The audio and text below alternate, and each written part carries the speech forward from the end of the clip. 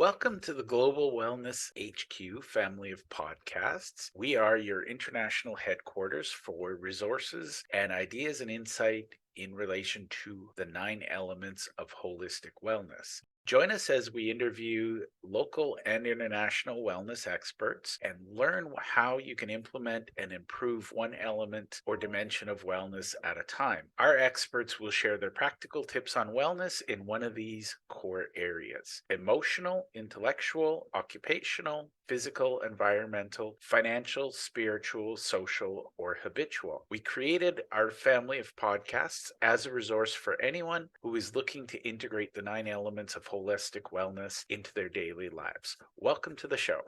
The Global Wellness HQ family of podcasts is proudly sponsored by the Global Wellness HQ community. It's an online membership group where we meet, we share ideas, we share insights, and we all work together and help one another discover our own personal wellness journeys. If you'd like to join us, you can easily click the link below or scan the QR code, and we love hearing your stories, so we hope to see you in the community.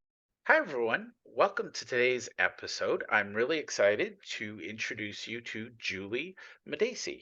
Julie, welcome to the show. Thank you very much. It's good to be here. All right. Well, let's ask the hard question first. Why don't you tell my audience who you are, who you work with, and what you do for your clients? Certainly. I am a master health coach and a personal trainer, and I am an American expat living in Italy. And I love to work with women over 40 who are going through that lovely transition in life known as perimenopause and menopause, because I like to help them feel great, look great, and kick midlife in the ass. I love it. So tell me, what are you passionate about in life? And I get the sense I think we found it, but why don't you share that for our audience? Certainly. I have multiple passions because I don't sit still very well. My biggest passion is health and wellness. I think if we could make the world a healthier place, it would be a happier place. I'm passionate about kindness. I'm passionate about being outside and being active. I'm passionate about good food and good wine and good people. I love it. Now, I usually ask about business advice, but given that you're straddling the wellness and the business side, I'm going to ask you for two. Um, but we'll start with business. So, what's the best business advice you have ever received, and how did it impact you? Oh, that's easy. The best business advice I ever received was don't sell, make connections. Ooh, I love Um, that. yeah, everybody has that squirmy, icky feeling when you get those cold DMs from people trying to just sell you when they haven't even tried to figure out who you are, what you do. And the used car salesmen get a bad rap, but in many cases justifiably so. But Sadly, yep. yeah, but nobody likes that kind of pushy approach. I'm my passion and my strengths are in coaching, not in selling. And so what I like to do is build relationships with people and serve them. And once they're in my world and I'm able to help support them and serve them in the way that they need, they can decide if coaching is right for them. And my business has grown much more by doing that than trying to actually sell people things. I love that. And given what you do for a living as a coach, Mhm. it's very hard to go from being a relationship person and then hard U-turn and say, okay, now I'm in sales mode, and then Mhm. tomorrow, oh yeah, the coach shows up again. um, I find that most coaches don't like that. They don't feel right making that switch. Mhm. Spoiler alert, neither do your clients. No, exactly. You know? But the one of the things my coach said to me before is the transformation is in the transaction. And one of the things I realize is that money isn't dirty or bad or nasty. It's a necessary part of life, but money is really just energy, and we're exchanging energy. I'm providing a service to people who need my support, and in exchange they're providing me with the currency, electricity, currency. Yeah. I like to think about it that way. I love that. Now I'm going to ask a follow-up question. Okay. What's the best wellness advice you've heard or you share? I think the most important thing is follow what makes you feel good. Um, so many people are looking for the next diet or the next meal plan and trying to adhere to some rigid rules and regulations, thinking they have to give up everything they love. And that's just not true. And if something doesn't feel good to do, you're not going to do it for very long. And nobody wants to go through life feeling punished and restricted and deprived. So I like to teach people how to add things in that make them feel good and tune into how their bodies respond to different foods and different movement, different stress management techniques, different thought patterns. It's, we look at the person as a whole, because we are complete beings with whole lives, not just belly fat, or not just a diet to follow. So I love it.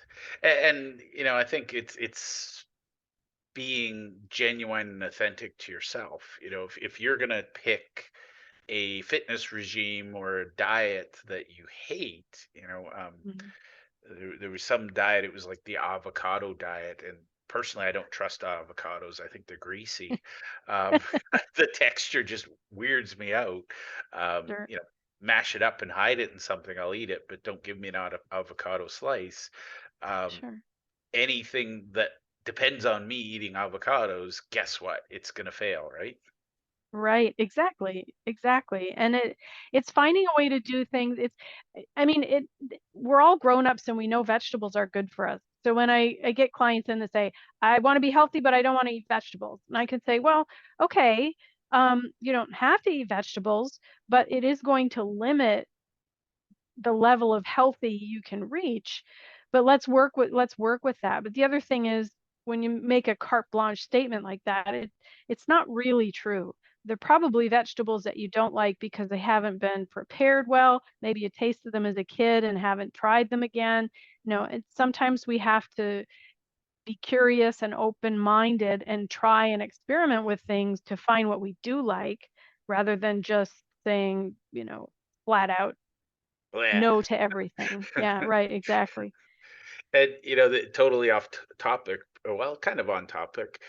Mhm. I grew up in a small community, and the only version of spinach I knew was that weird canned stuff that I don't even know if it's a food product, really. Oh, yeah. It's just weird and limp and soggy and gross. And Yeah. when I met my wife, she's like, "I love spinach," and I'm like, "I hate spinach." And Mhm. then she's eating fresh spinach in front of me, and I'm like, "What is that?" She's like, "It's spinach." And I'm like, "No, it's not." Turns out I like fresh spinach. Don't serve me canned Mhm. spinach. Yep. Exactly. And my husband's that way with certain kinds of tomatoes, for example. And I remember having a similar experience with asparagus. My father used to love asparagus, and my mother would buy it canned, sometimes frozen, but usually canned. Back in those days, we didn't have a lot of frozen vegetable choices, and Yeah. I hated it because it was soggy and stringy. And then we went to visit my uncle in Lower Michigan, and he grew asparagus, and he had huge asparagus fields. So we went out with him and picked it, and within less than an hour, we had picked it, cleaned it, and it was on the table for dinner. It was it was not the same food product. I'm telling you, it was so amazing. And it's one of my favorite vegetables now. And I grew up with pickled asparagus. Just don't Oh. even. Again, it's really not appetizing, and I tell my wife she likes to pickle things, and I'm like, you Mhm. do realize pickling was invented like 100 years ago when people were dying of starvation. I can go to the store and get fresh produce. I'll take the fresh thing every day over the pickled thing. Yeah. Yeah. Yeah, we can retrain our taste buds. We just Yeah, have to be willing to give it time and try. absolutely. Now we're gonna highlight because I'm gonna guess you see the same thing over and over. But Mm. what would you say are the three biggest mistakes that you see your clients making when they come to you as they're starting their personal wellness journey? What are some of the things they're tripping over? Where if you could help them just by sharing it here, they might go, ah, I don't need to struggle with that. Sure. Oh, I've got a list. Um, I would say probably number 1 is trying to hate themselves thin and healthy.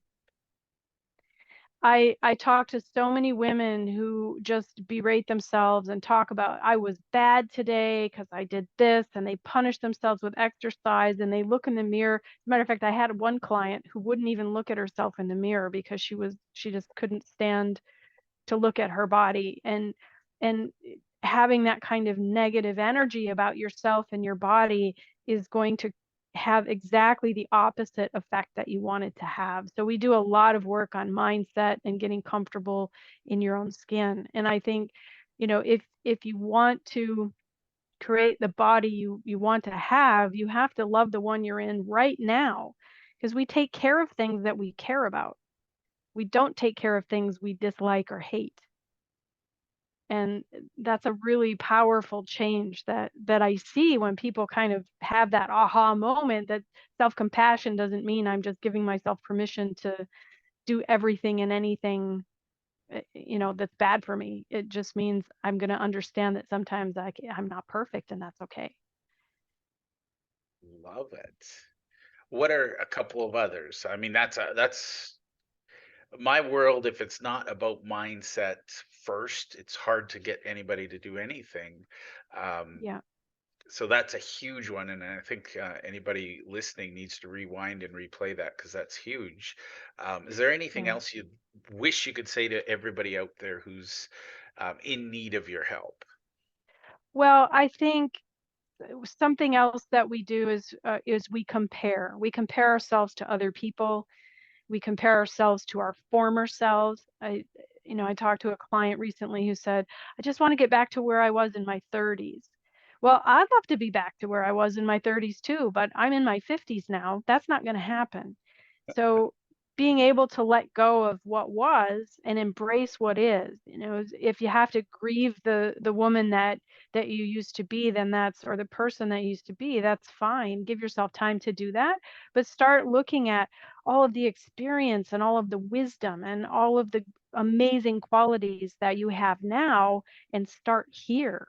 Because if you're taking a journey in the car and you've got your GPS, you can't put the starting point as someplace that you were 2 days ago. You have to put in where you are today. Um, so stop comparing, and you can't be another person. You can only be you. So role models are one thing, but I think the social media influencers and magazines and TV shows just create this unrealistic and dangerous image of what we think we should be, or who we think we should be. And so I just say, be you, be unapologetically, imperfectly you. I And I love. and I I I think the third big thing is trying to do too much at once. Where people are looking for the next diet hack, they're looking for the best meal plan, they're looking for a specific diet, and they're trying to change. Okay, I'm going to wake up tomorrow and I have a kale smoothie for breakfast, and I'm going to work out for an hour, and then I'm going to go to work, and I'm going to drink 2 gallons of water, and then I'm going to walk at lunchtime, and I'm going to, make these gourmet meals, and it's not realistic. Our lives are busy, our lives are jam packed, we have a lot of competing priorities. And so the fastest way forward is to slow down and take smaller steps. Ooh, I love that. Yeah. And I think one of my favorite books is The Slight Edge by Jeff Olson. And he says, if you're overweight, let's say you wake up and you realize you're 600 pounds, you didn't get that way overnight. You're not going Hmm. to lose the excess overnight. You got to take that slowly, right? Yeah, and and again, it comes back to that all or nothing mindset. People say, "Oh, I had a binge yesterday. I lost it. I had a stressful day and I binged on whatever, cookies, popcorn, candy." But that's okay. You can just pick up and do the next healthy thing. The binge isn't going to completely destroy your progress any more than eating one salad is going to get you to your goal, right? Or one piece of spinach or something. Or exactly. Exactly. I love it. And I love how you word it because it is about those small, deliberate steps. Mhm. Reminded of the tortoise and the hare, slow and steady wins the race. Um, Exactly. Well, think about it. If you're saving for retirement, you're not just going to make one giant deposit and be ready to quit your job tomorrow, yep. right? It's going to take years. You're going to put in a little bit at a time and it's going to accumulate and compound. And when you take those small, consistent steps, and consistency is the main thing, and it doesn't have to be 100%, 80% is awesome. And if you take those consistent steps 80% of the time, all of those little things will compound on each other and it won't feel like a big major overhaul and it won't feel overwhelming and it will feel doable. As a matter of fact, if it feels too easy, it's probably the right thing to do. I love it. And one of the in the slight edge, he talks about the power of compounding and Mhm. basically says every day try to be 1% better than you were yesterday. Yep. And by the end of the year, it's miles ahead. Whereas if and I think that's a lot of people, they, you know, take that big leap. Yesterday I was on the couch, today I'm running a marathon. Mhm. Tomorrow I'm not going to be able to walk. It's like that doesn't Exactly. help anybody. No, it really doesn't. And I can I can speak from experience there because my for most of my life I had two speeds, on or off. And when I'm on, watch out, because Yeah. I would be one of those people who said, "Oh, I haven't ridden my bike for a year, but I'm gonna go do a 100-mile ride next weekend." No, We yeah. all get too ambitious.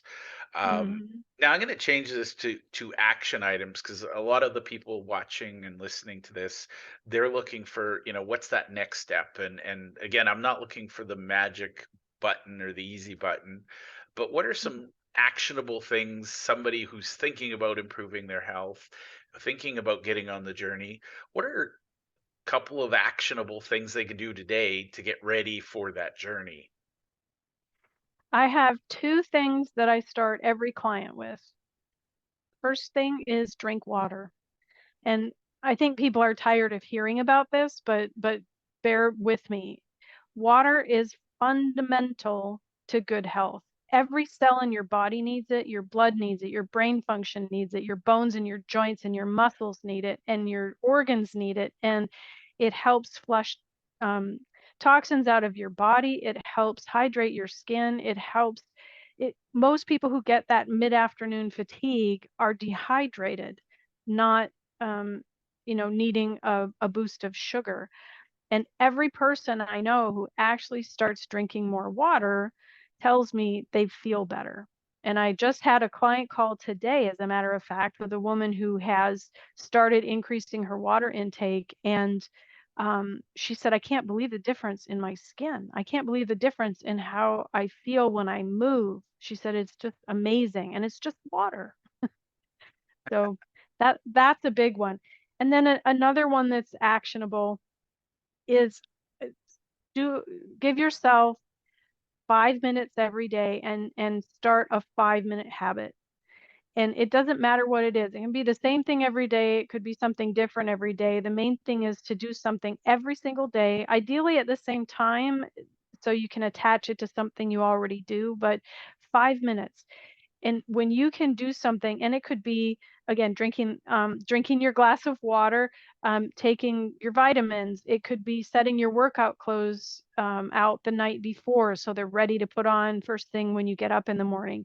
It could be sitting quietly and doing some breath work. It could be meditating. It could be going for a 5-minute walk.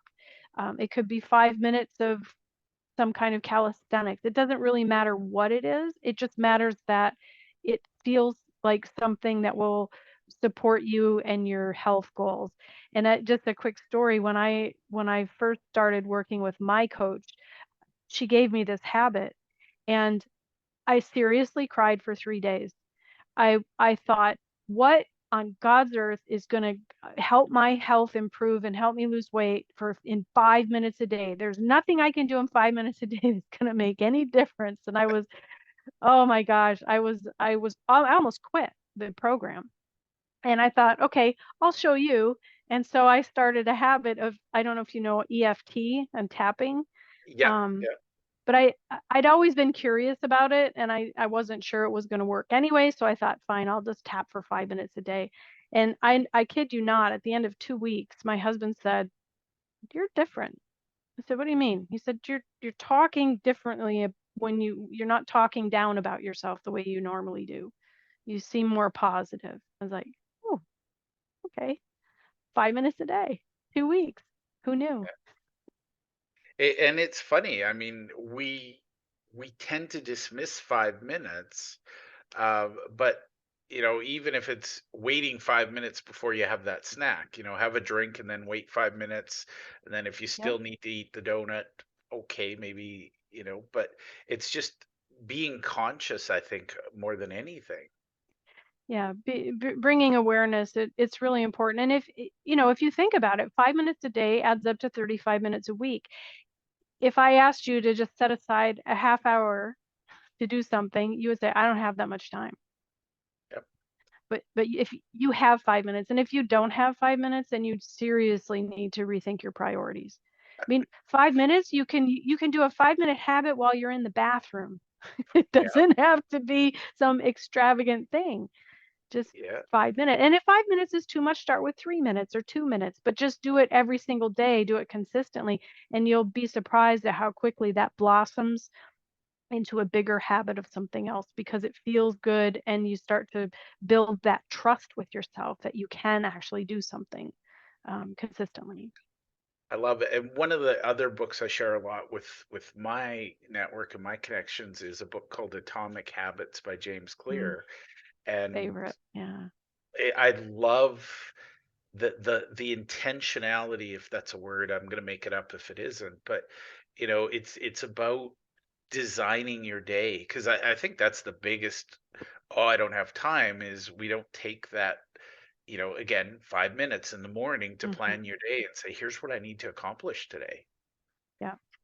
Well, and competing priorities and this kind of goes along with that atomic habits principle and the simplifying. Setting more than 3 priorities in a day is setting yourself up for failure. Like, choose your top 3 for the day, and once those are done, then you're welcome, you're open to do whatever else comes up. But that way you can focus on what's really important. And by the way, one of those priorities should be some self-care. I love it. So I asked you for a couple tips and you've given us an amazing number. So um, Sorry. no, no, no, no, never apologize. You over delivered. So I appreciate that, because one of the things I will the only criticism I have of my wife is she will give and give and give. She'll help everybody else, and then she falls over exhausted. Hmm. And I have to remind her that, she needs to prioritize self-care, because when she's exhausted, she's no good to herself. She feels guilty. There's all Hmm. these negative emotions around it. And it's like, Yeah. say no to somebody. And that's my little bonus tip is, every yes is a no to something else. So if you're Hmm. saying yes to that committee or that volunteer position or whatever it is, you're saying no to self-care. Yep. And no is a perfectly good response to something that, saying yes out of guilt is saying no to your sanity and to some degree. And it really does affect your mental health because you carry all that guilt and then you carry resentment about it because it's preventing you from doing other things or it makes you tired. And burnout is a real thing. I've been there. Yep. Um, and it's not fun. And it takes a long time. It can take 18 to 24 months to recover from from burnout. So That's it's a I, I burnt out once, and I was like, ah, I'll be fine. I'll be fine. I'm mm, a robot. And then it was like, holy crap. yep. Should have listened. Yeah. Yeah. And then it's a very long and frustrating process back to, a new normal. Uh, Yeah. And you mentioned earlier you had two speeds. I had flat out and fall over, and yeah. it was just it's like what a weird cycle. And one of my mentors said, if you slow down just a little, you can avoid the fall over. And ironically, you're more productive because you're not running flat out. And I was like, wow, Yep. this is so different. My coach has me, I time block my days now. I sit down on Sunday and I just do a mental, I call it a brain dump on a piece of paper, and I think about all the things I think I need to do in the week. And then I block time during my days to get all these different projects accomplished. And the first thing that goes in is my self-care. That is not negotiable. And when I skip it, I feel fatigued and frustrated and unfocused, and I'm not productive. And when the days I do it, even if I think I don't have time, I add 15 extra minutes to meditate. And my day is always more productive. It's the classic. I hear that a lot. Oh, I don't have time to meditate. And honestly, that's how I start every day, not necessarily, sitting there in some weird yoga pose contemplating the universe, but it's usually Yeah. intentionally thinking about what do I need to accomplish, and my routine's really simple. What are the three things I need to do to accomplish today to call it a win, hmm and everything else I can ignore. Yeah. And for people who struggle I mean, you can do a walking meditation. So there's your 5-minute walk and your meditation together. Bonus. And there are loads of those on Spotify or YouTube. I do guided meditations because I find it difficult to calm my mind down. And I use a tool called Insight Timer, and I absolutely love it because there are thousands, it's free. There are thousands of different meditations on any subject you can imagine. There's background music, there's even meditation for kids. It's a tremendous tool. And I set myself a goal this year of not missing a single day, because it's had a profound effect on my life. I love that. And I think that's huge. It's that continuity, it's that, incremental progress, because it does compound over time. And you're either Yeah, compounding positively or negatively. And it's just so much more yeah. fun positively. I like positive. And seriously, on some days when I really seriously like I have an appointment or I have a call or something, I'll still do a 2-minute meditation and call that good enough. And there are such things. I love that. Well, we're nearing the end, so I have the hardest questions, and I always leave them to the end. Are there Excellent. any questions that my audience is screaming at me right now, saying, "Jeff, ask this"? But you're the expert at being Julie. You're the expert at what you do. Are there any questions I should have asked you that I haven't? I can tell you that I would love to meet up with anybody who's interested. I am in the midst of launching my 90-day transformation program called Begin. And that's a really exciting project I'm working on. And that starts on January 30th. And I would love to explore that with anybody who might be interested in the program. Awesome. Well, thank you for sharing that because it ties into the next hardest question. How can people connect with you and learn more about working with you or your 90-day program? They can find me. I usually hang out on Facebook. That's where you'll find me most often. And my profile is Juli Madacey. And I'm also on Instagram, which is at Julie's Playground. And I'm on LinkedIn as well. I have a website, which is evexiahealth.com. And I would love to connect with anybody. I offer a 30-minute breakthrough session for anyone who's interested. And even if you aren't looking for coaching, I would love to at least help get you on your way to reaching your goals with some actionable items at the end of one of those sessions. And then you can decide if coaching is right for you. And I'd love to welcome you into my coaching world. Awesome. Well, Julie, I can't thank you enough for your time. I know you're busy changing lives. I appreciate that you took the time out. So thank you for hanging out with me and my audience today. It's been really fun. Thanks a lot, Jeff.